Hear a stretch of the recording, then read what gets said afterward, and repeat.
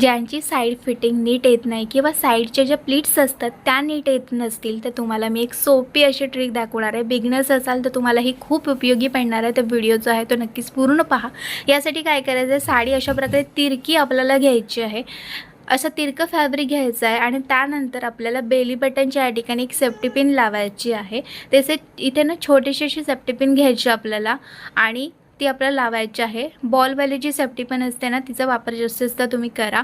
आणि जशी आपण बघा सुई धागाने जशी शिलाई करतो ना त्याप्रमाणे ही पिन आहे ना ती आपण लावून घ्यायची, म्हणजे ती पिन आपल्या साडीमध्ये अडकत नाही।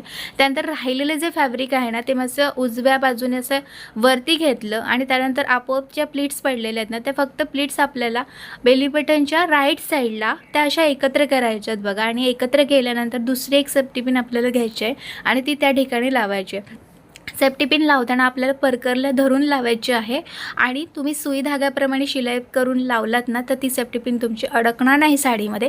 तर बघा सोपी पद्धत आहे। या पद्धतीने आपली साईड फिटिंग किंवा स्प्लिट्स आहेत त्या अगदी सुंदर प्रकारे आलेल्या आहेत। व्हिडिओ आवडल्यास नक्कीच व्हिडिओला लाईक करा। Thanks for watching, bye.